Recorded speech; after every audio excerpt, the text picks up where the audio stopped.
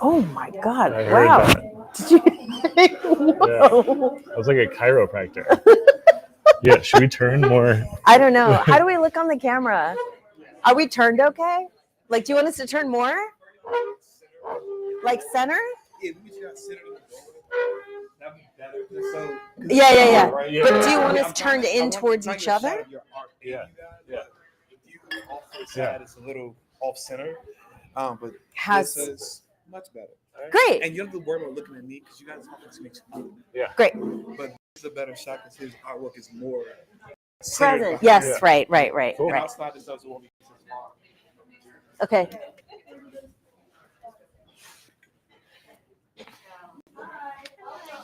So yeah, I think I'll just say, like, for those of you who are in person, you know, we'll talk you through like what images you're looking at here at the conclusion of the talk. Sure. Sweet. All right. My mom's Okay. here, so we can go whenever you want. Yeah. Oh my gosh, that's great. Hi. What's your mom's name? Betsy. Betsy. Yeah. I love it. Hi, how are you? Good. I'm waiting on one more person. Oh, okay.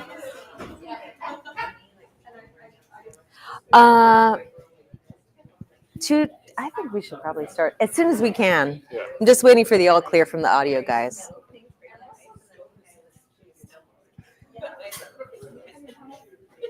Do you have siblings? I have 3 sisters. Oh my God. Where 3 are older you? sisters. Oh my God. Yeah. So like all the whatever the stereotypes are of like youngest boy The with youngest lots boy? of sisters, I am. You were the baby? Mm-hmm. Did you get away with a lot? Yeah.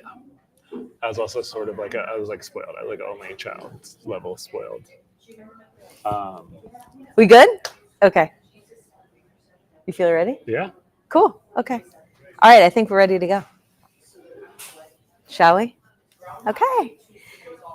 Hi, everyone.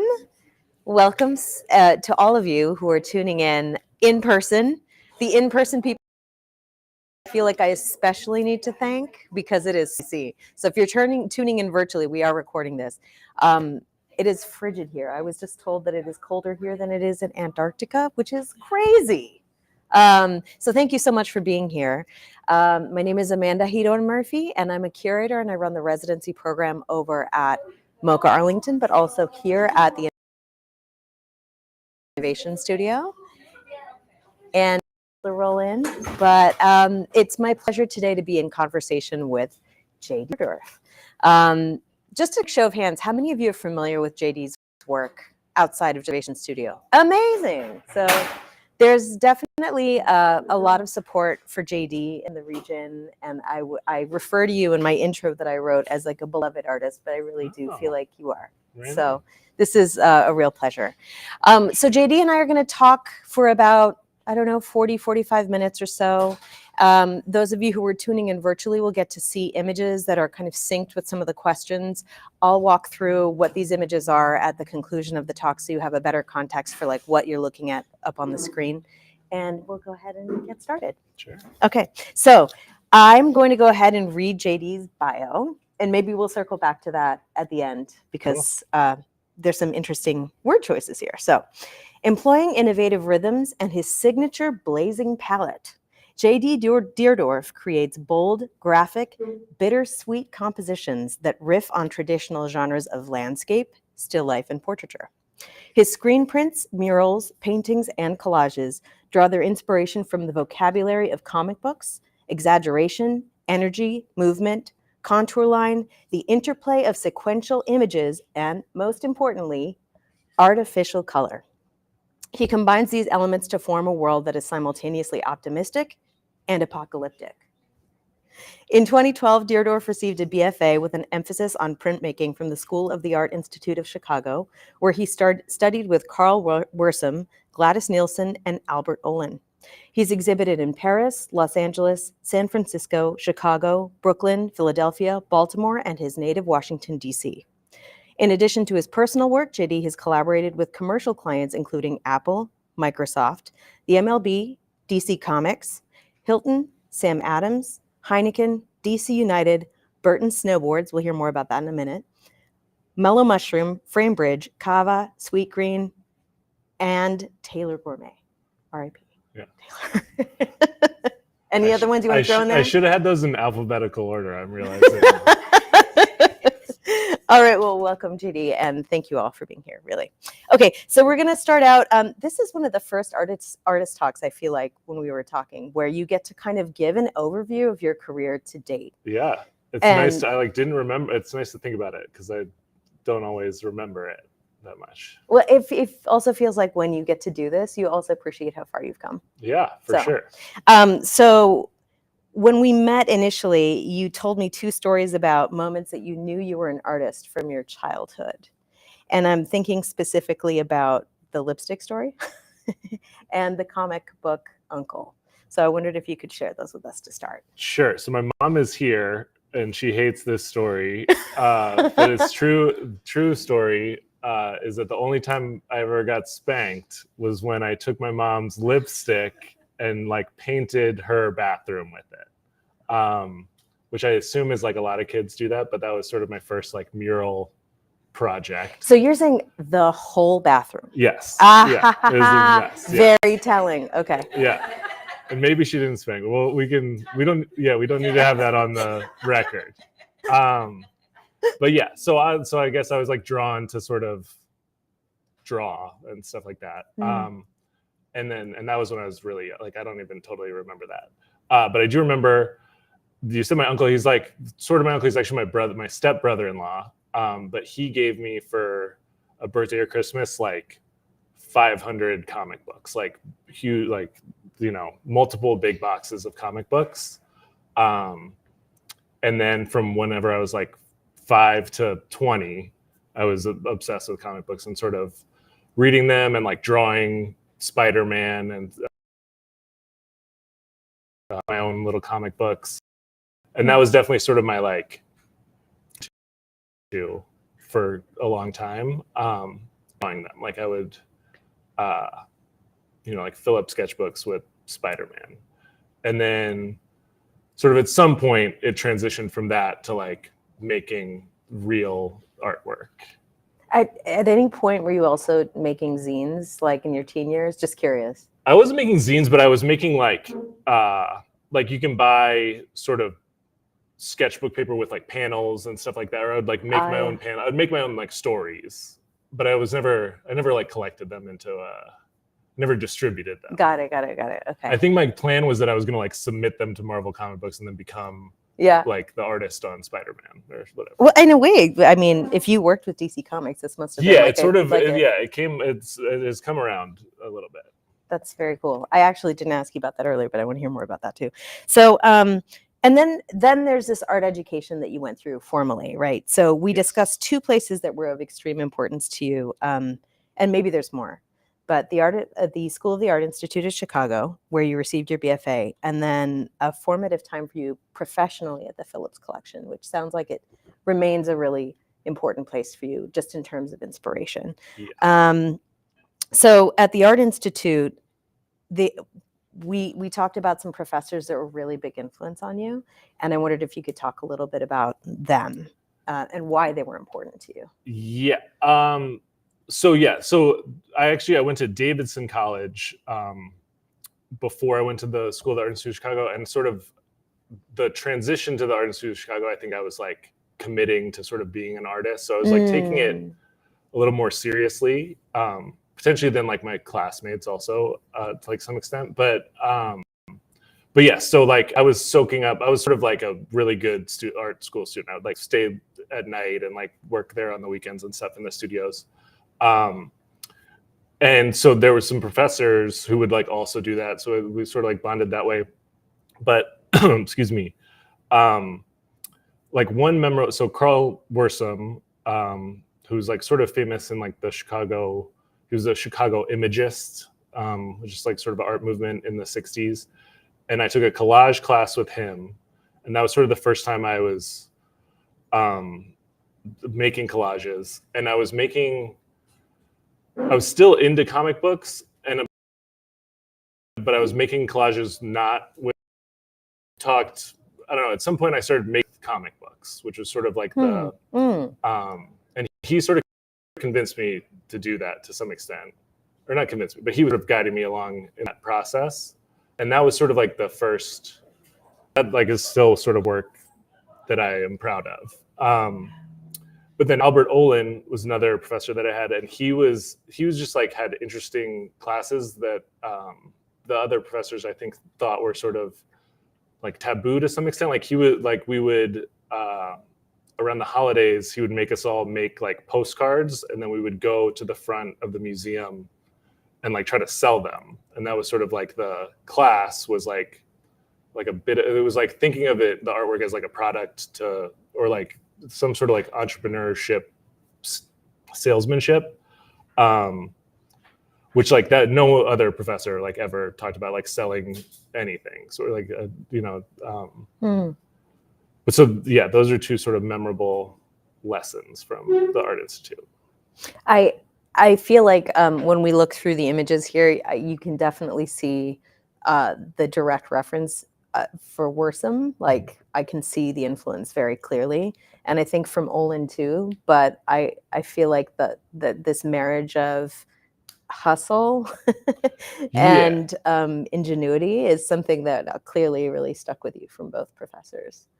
For sure. And I actually didn't know that about Albert Olin, but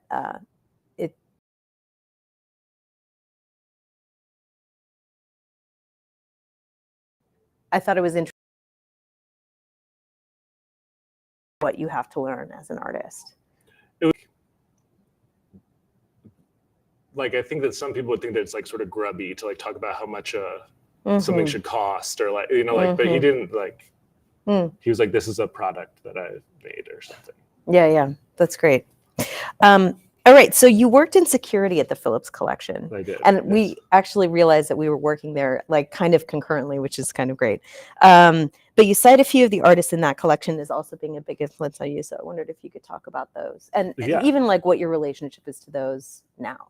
Well, so I graduated to security. I was like a museum guard in the galleries at first, and then I moved to like the night watchman, where I was in a room with all the cameras of the galleries. But when I was in the galleries, you just sort of like stand there all day, and like sort of you have a chance to like really look at the artwork. But I do think that there's like Phillips sort of collected the like early American abstractionists like Arthur Dove, and Marsden Hartley, George O'Keeffe. There's a group of people. Those are the three that I remember really at the Phillips collection. But where it's like early abstraction, where it's like still sort of a landscape, but like the sun is like swirly and stuff like, it's like sort of, there's like a simplicity to it or something. And there's like a sort of like a ham-fistedness of it. So I don't know if that's like rude, not to be like rude to, I love those paintings. But yeah, something about that, it like seems sort of unfussy or something. Yeah. When you say Arthur Dove, I can immediately see the abstractions in my head. Right. And they are very like, abstracted, pared down shapes and really bright colors. Was Paul Klee at all somebody that you looked at too? Yeah. Okay. Like there's a kind of a naive quality to the way that the works are put together. Yeah, it's like they don't totally understand. Yeah, but that's part of the appeal at the same time. Yeah. Okay. It's not like super intellectual seeming, I don't think. But probably has more thought put into it than you might think at first glance, sure. And your first big break occurred when you were invited to design a snowboard for Burton. Yes. So can you tell us how that happened? Yes. And big break is like a potentially an overstatement. Maybe that's an overstatement. The first time I got paid like what I thought at the time was like a significant amount of money for original, like my personal artwork. I was in art school, and I had like a blog of my art. It was like my website. But that got featured on another blog called Boom, which was like a artist. I was like the artist of the day on a blog. And then from that, Burton Snowboards like reached out, then I ended up designing a board. But the sort of interesting part about that, or like a learning experience from that, was that, which there may be a picture of the snowboard on here, but the final product was black and white, but the design, they sort of switched it to black and white from color after it was out of my hands. So, and like, I would have like designed it differently, perhaps like more contrast and stuff if I had known that in the advance. Yeah. So that was sort of like a lesson on like control it, like, or like, working with a art direction. Yeah, gotcha. And also sort of letting go of some creative control. Oh, interesting. Hi, everyone. Welcome. Folks walking in. Curious too, the blog post that you put up that Boom picked up, did it have anything to do with snowboarding? No, but I think that somebody at Burton, like, sort of their job was to sort of find artists to collaborate with. The other, sorry to interrupt, but the other interesting thing about that was that they're like the people who were sort of taking the design and then putting it on the boards, they were in Japan. So there was like, I was having calls at like 6 a.m. to Japan with like sort of a language barrier, which is also potentially how the like black and white, color to black and white thing like got lost in the translation. Okay. Yeah. God. And I mean, so looking back on it, if you could advise yourself, the younger version of you, as you were going through this process, knowing what you do now, what would you have done differently? Probably I would have liked to have known that in advance. I would have liked to ask that in advance, but I sort of feel like it is like what it is. And I'm like glad that it happened. I still have that I snowboarded on that snowboard like 3 weeks ago. Oh, wow. Wow. Yeah. So did they know that you were a snowboarder also? Or is it just like your work would work really well for this board? I don't think so. But I think when I talked, I was like, oh, I love snow. I think I like sold that I was more into snowboarding than I was at the time. So this is something that I find so interesting in the like talking to you and getting to know you better, is that you're very skilled at kind of like reading the room and knowing how to kind of pitch yourself depending on what type of situation you're in. And I think certainly like as you've grown into more of a muralist and you're working with different clients, it's something that you employ quite often. We're going to get to that in a second. Sure. So after the job with Burton, you went on to have a solo show at Hillier Arts and you started making murals. Can you tell us about how that happened? Those were sort of separate, Okay. but they did happen at the same time. Mhm. But yeah, so the art that I was making in the School of Art Institute of Chicago, I was like collaging together comic books and then making screen prints based on those collages. And that's sort of what I continued after art school. And that's what my first show at Hillier was like a bunch of framed screen prints that you can like sort of see some of the pictures on here. And that show like did really well and like sort of sold pretty well. But getting into murals was more like trying to figure, like, first of all, I'd never thought, until I started painting murals, I'd never been like, oh, I'm going to be a muralist, or like had that as sort of a aspiration. It was just like a way to make money. It was like a desperate attempt to like make money doing artwork. So yeah, that's sort of how it started. Mm-hmm. And so how did you get approached to even make a mural in the first place? So the first couple of murals that I did, I think I did the first one for free, and like they gave me the money for the supplies. And then the second one I like lost money on. I got fired from it and lost money on it. And then I maybe did one more for free, and where they paid for the paint. And then sort of I got the first paying mural client. And it was just somebody who approached you and said, hey, we'd like to work with you. And then people saw your work and said, yeah, who and then did it this? sort of like organically grew from that. And something that I asked you early on was like, I'm assuming early on you were only working by yourself. Yes. And is that still the case? So I have an assistant who's like sort of my go-to assistant. Okay. And if it gets more, sometimes there'll be more people than that, but we've found that gets too complicated. Do you know how many murals you've done in DC to this point? Not off the top of my head. It's like recently I counted it was like 35,000 square feet. So that's a lot of So wall. for It's those like, of you who are here who may know JD's work, if you think about the fact that only 2 people have made the quantity of stuff at the scale that they are, that's like very impressive. Yeah. Wow. Okay.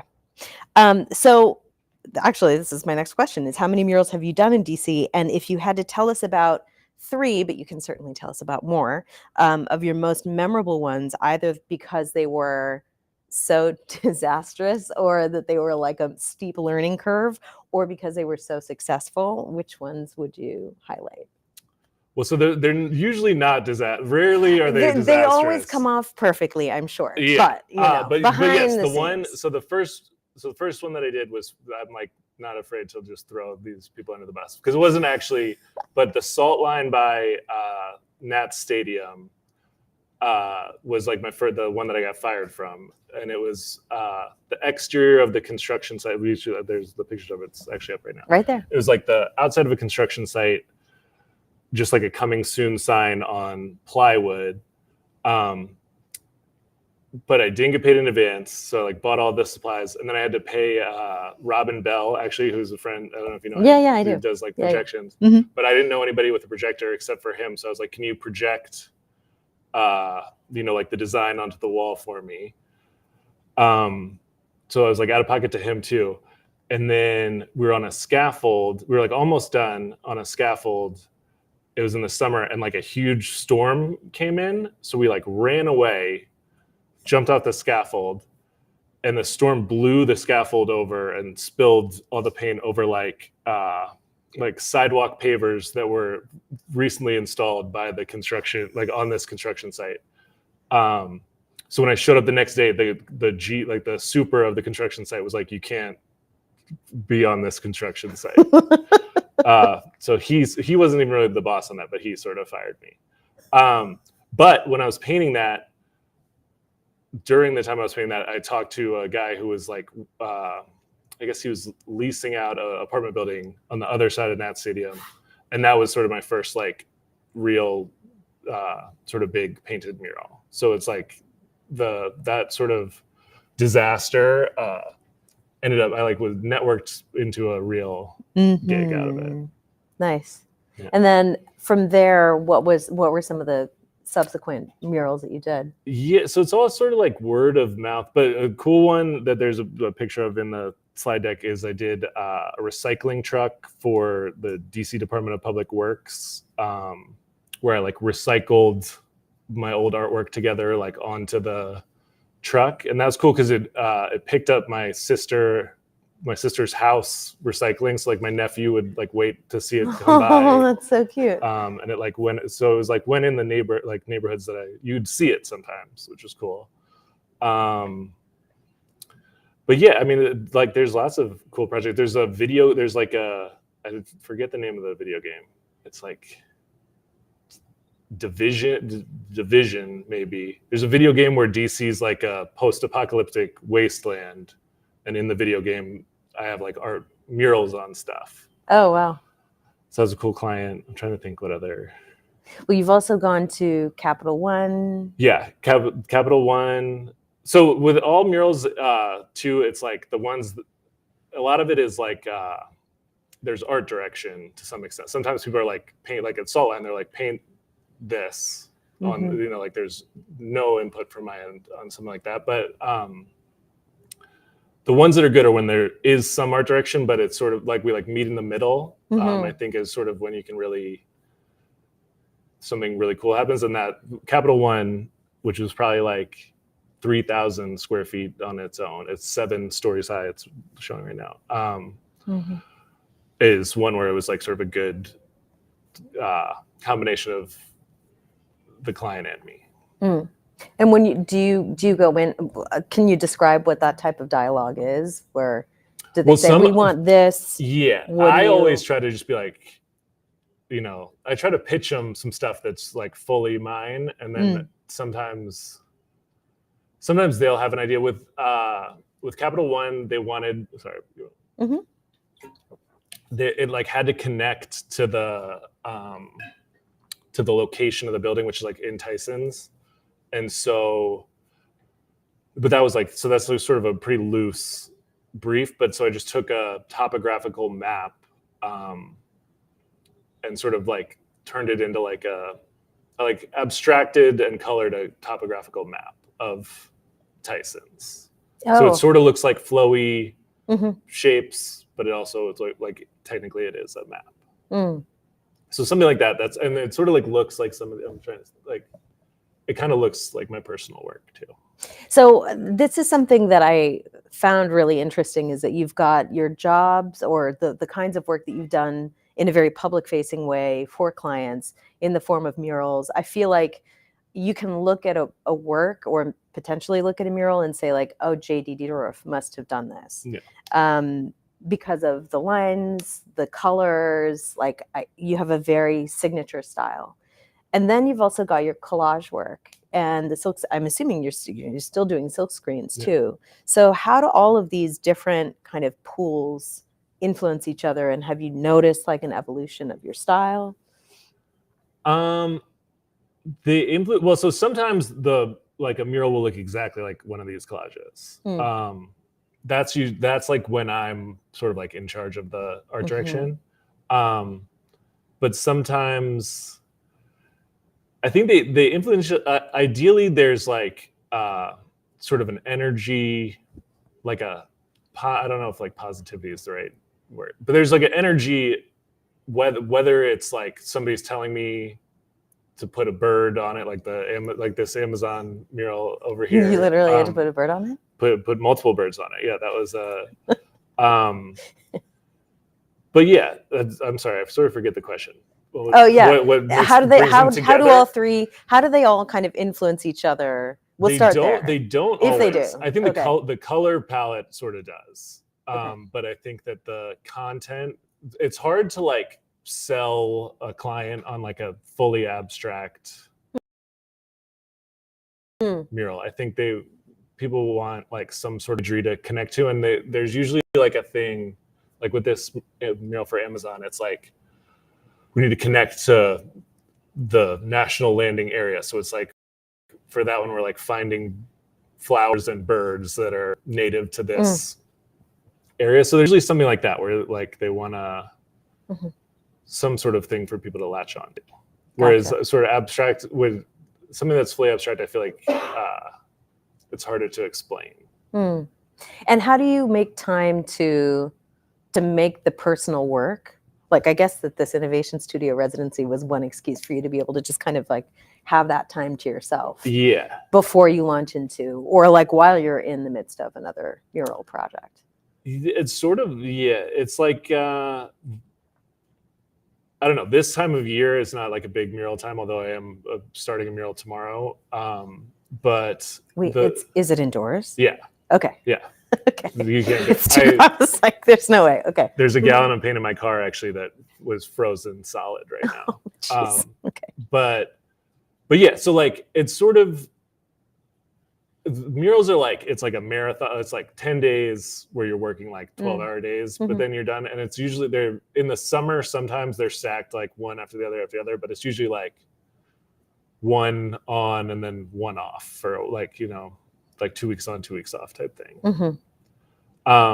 So yeah, and I think that's part of the reason I'm sort of working a little bit bigger currently, like during this residency and stuff. But I think that is sort of the appeal of working in like a series and working sort of smaller in my personal. It's like I can sort of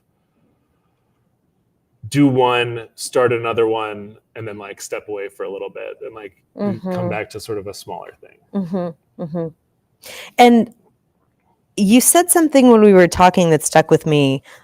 You said shorthand for energy. And I think you were describing your work. And I definitely feel like if you had to give a synopsis for like all of the things that I'm seeing in the space, that would probably be it. And I wondered if you could talk a little bit more about that and what draws you to that. Well, I think I was talking actually about comic books. What I'm like still sort of interested in comic books is that the stuff like like the way like a superpower is depicted. I think that's sort of like the shorthand for energy. Gotcha. And yeah, that sort of stuff I kind of try to steal into my own work. So like in a comic book, if somebody's running fast, there's like speed lines and stuff. And so a lot of like that one on the wall, it's sort of like the same sort of idea of like whether it's like exploding out or like collapsing in type thing. But yeah, that's sort of like at the very base.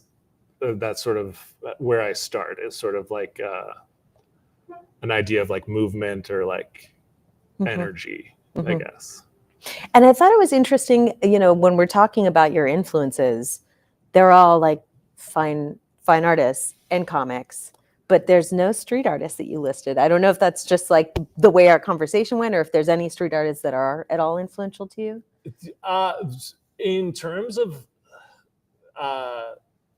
yeah, it's more like in like a technically, yeah, I will like try to steal stuff from street artists. Can you give an example? Yeah, there's this guy, It's a Living, who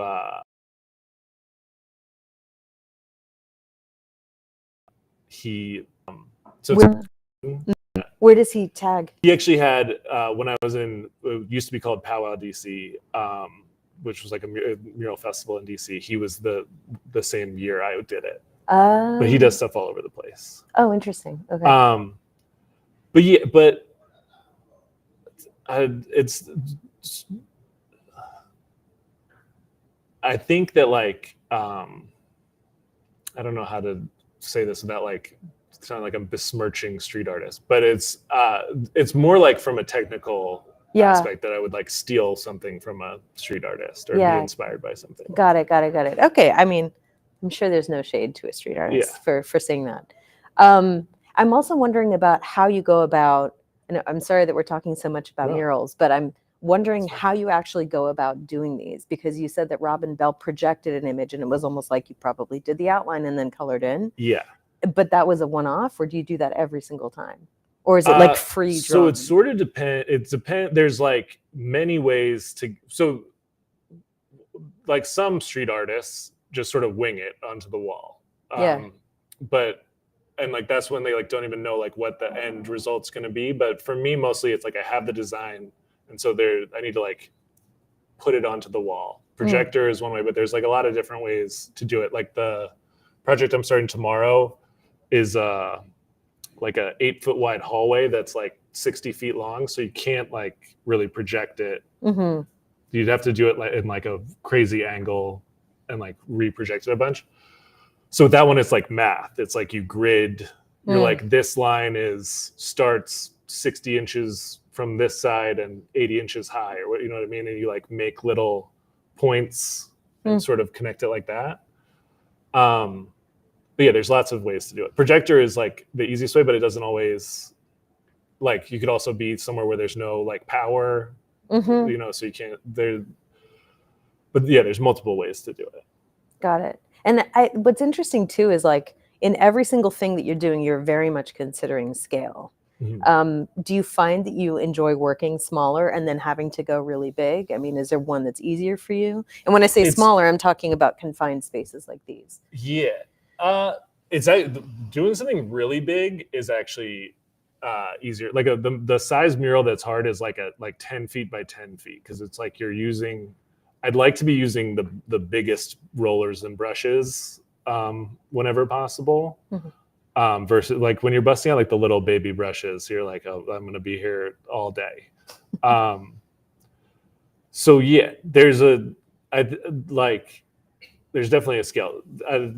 I forget the question again. Well, just wondering, like when you're working at a scale like the collages. I just feel like you're sort of sorting things out almost. I don't want to say that one is a study for the other, but it's almost like you're figuring out how colors work together and how lines work together. And then I wonder if that's something that you're then applying at a larger scale when you're maybe doing a mural. Yeah, they definitely like inform each other for sure. And like yeah, like just in general, like a lot of the murals I've been doing now have like a sort of shifting, both the collages and the murals. I guess this is something that they have in common, is they're like sort of shifting across,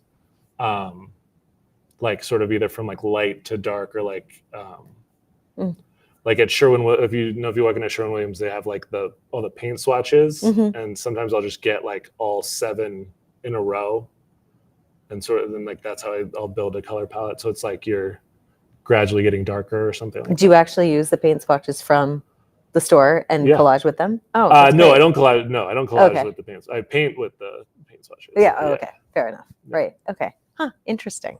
Actually, the next question I had was, how do your murals and collages inform each other? If they do, how so? So Sometimes I feel like I keep saying the same thing. They do sometimes. I think there's a yeah, but sometimes it's like the collages are an escape from the murals a little bit too. But then you're also doing silk screening too. Yeah. So. And I get sorry to interrupt, but I Yeah, guess the please. silk screens too. Like I think one of my tricks, maybe across all of them, like or like a crutch, is to sort of do like a shifting gradient. Because in silk screening, like a sort of rainbow roll where you're squeegeeing in multiple colors at the same time, and then I'll do that in a mural where I'll like put more than one color on the roller at the same time to sort of create a transition. Oh, interesting. Yeah. And then all these collages, they're sort of like slowly shifting.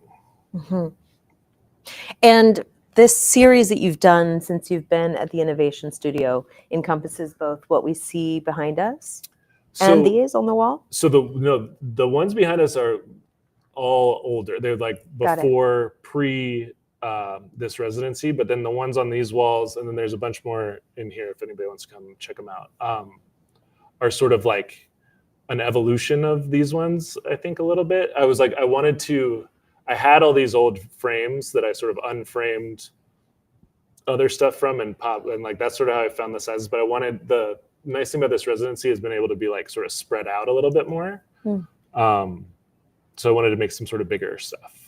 And do you have a studio right now? Currently do not. This is my Putting kitchen. something out to the universe. Yeah, my kitchen table is the current kitchen studio. table. Okay, Yeah. So JD needs a studio. Anybody know about studios? Get in touch with JD. Yeah.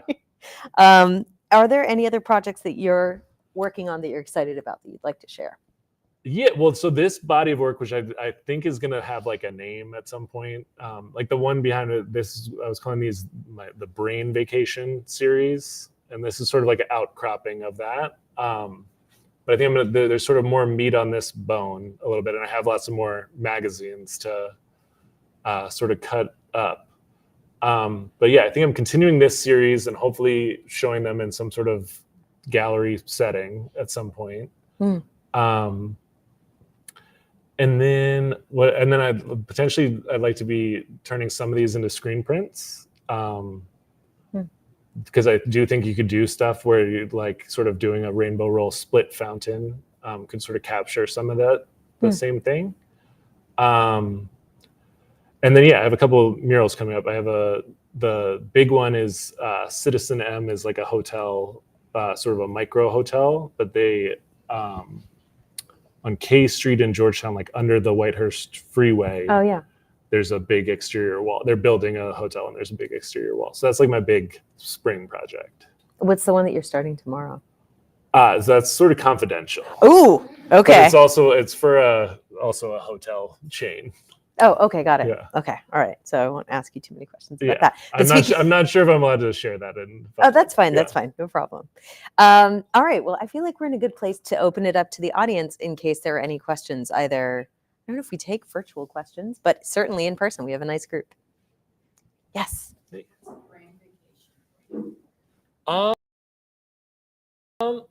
Great question.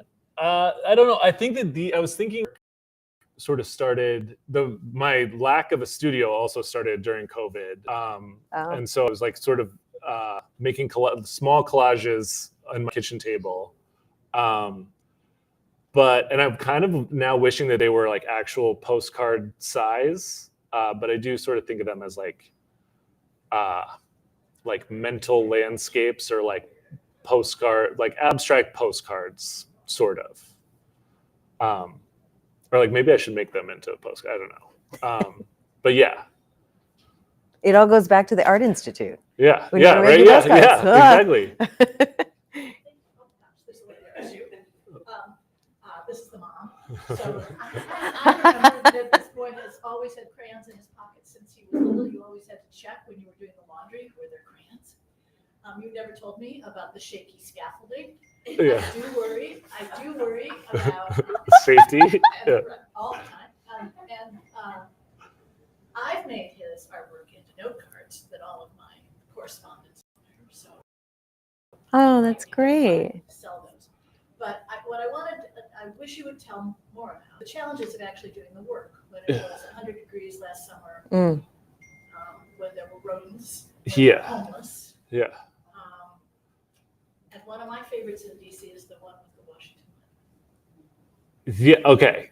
So this is more disastrous stories. Great. I guess. Thanks, Mom.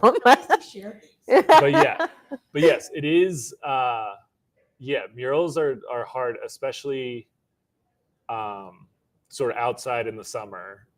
Can be like physically. In general, they're pretty physically hard. But the one she's talking about is by GW. Sorry to go back a second, because like sometimes you're like lying on the asphalt of the street, like on your side, sort of trying to paint a detail or something. So like that's technically it can be challenging. Or like for the one at Amazon, it's in a staircase. You're like on scaffolding in a staircase. So it's like sometimes hard to reach areas. Sometimes that like determines like where the birds are, for example. But the one she's talking about, yes, was at GW. We painted one that's like in I don't know how to describe it. It's like a turnaround. So we had to close the street, but we could only work at night. And I was painting with Nick, who's my assistant, and it was like 4 a.m. and I was like, oh, I hate it when you can hear the birds chirping and you haven't gone to sleep yet. And he was like, dude, those aren't birds. There's a rat's nest right next to your head. And there was like 50 rats in a trash can, like 2 feet from me, like fighting with each other. So Oh stuff my like that gosh. does happen. And this past summer, I painted across from the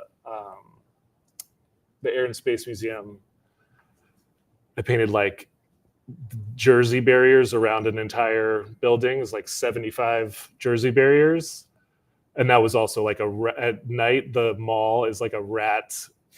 It's disgusting. It's like there's rats everywhere. And people on scooters are always, you have to be aware of them.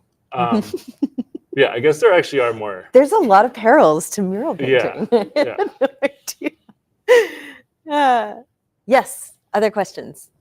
Oh, I think that we're going to hand you the mic too, so that thank you. Hi, Judy. Hey, Pia. I just wanted to ask if you've ever experienced like grief from people or like other artists about collages not being like a real or a form of like fine art. I don't make collages, but I do digital art, and same kind of like people take like effort. So I was just curious about that. I like that about I don't know whether or not that's true or whatever. Like I don't think it really matters. But I actually like that about collage, that it's sort of like it's like accessible. I think like kids who collage their notebook in school or something like that. Like it's sort of I think that's a cool like a feature, not a bug about it. And I'd say the same thing about like digital. I think you should like embrace that about whatever you're doing. The thing that the thing that I'm having trouble with collage is just that it's like it's hard to take care of. Like I kind of need to pop them in a frame like immediately. That's sort of they're fragile, which I think is also like a good sort of an interesting thing about like the sort of ephemeral nature of it. But I do worry about them getting messed up like constantly. And then that I guess that sparks another question I have. Do you seal your pieces at all? Like, do you spray them? Do you put like Mod Podge on them? So I haven't found anything that works. if anybody has any hot ideas, but like if you any sort of wet, like this one that's over here that's unframed, like I need to put like some glass around that pretty soon. But I've tried to like brush sort of top coats and stuff on them, and it like just bubbles up and sort of it doesn't work. But yeah, so framing, just immediately framing them is sort of what I do. Yes. Hey, JD. Hey. Let's talk about that after this. I have some ideas for you. But Yeah. the right first time I encountered your work was at Hillier Art Space next to the Phillips Collection. And it kind of to your point earlier when you were talking about entities requiring kind of more identifiable elements in your work when you're doing murals. I would say that you had a bit more of identifiable elements in that work. It definitely felt more comic book origin then. And then now seeing all of this more abstract, I'm curious if you have a future vision, a direction that you're going in, that transition to here and what we're going to be seeing a few years. That's a good question. I do for sure, for better or for worse, hopefully like for better. But I did kind of want to like, I mean, I think that you can sort of still tell that there's like perhaps the person who made this has read a comic book before or something, but I did kind of want to like try to separate it a little bit from like, it felt like too comic book-y to me at that time, I think a little bit. Not to say that it couldn't like, I don't know, that could come back or something, I'm not sure. But yeah, in the future, I don't know. I'm sort of like, they're sort of, I think, gonna look like this for a little bit longer. I have a couple more questions, but I want to let other folks. Yes. Ooh, there's lots. Okay. I was curious about the phrase that was brought up earlier about artificial color. If you could talk about your use of color a bit more, and also you mentioned, I think, using magazines. Is that what you're making most of your collages? Yeah. So the first or second part of that question is yes. These are all from magazines. Some that I steal from my mom, and also my wife. I have a 7-month-old, but when my wife was pregnant, we were going to the OBGYN a lot, and I'd bring like a backpack and like take all the magazines from the doctor's office. Fantastic. Which was like mortifying for my wife, obviously. But artificial cover. So in comic books, it's like sometimes, I guess not as much anymore, but like a house will be orange or something, or like somebody's face is like pink. So that's what artificial color is. And I think these ones sort of still have, it's like sort of primary, not necessarily color you'd find like in the real world. But I actually, that sort of bumped me in my artist statement because I don't know if that's most importantly anymore. I might need to switch the most importantly because I am sort of, my assistant Nick, like he'll look at my work sometimes, especially mural designs. But one of the things he's like, he'll be like, "That's too ball pit," is something we try to avoid, which is like too many, looks like a child's like Chuck E. Cheese type situation. And so I am trying to sort of introduce a little bit more of like neutrals and not like, I guess, not artificial color. Oh. Huh. And that's what's going on in this work too. It's like there's a lot more gray and like sort of stuff like that. So yeah, so these ones I think are very sort of artificial, colory, borderline ball pit. But I am sort of potentially transitioning out of that. I don't know. Some of the answers and questions have made me wonder if there was a juncture where you were like, I don't want to just be the guy who does the comic booky looking thing. Like it would be a very easy thing to continue to do repeatedly, but maybe I don't want to do that forever. Well, it's so honestly, it sort of was, but I just felt like that well was running dry. I felt like I was like running out of like references and stuff. It was like sort of the start of COVID. So I didn't have a screen print studio. There's a couple of factors.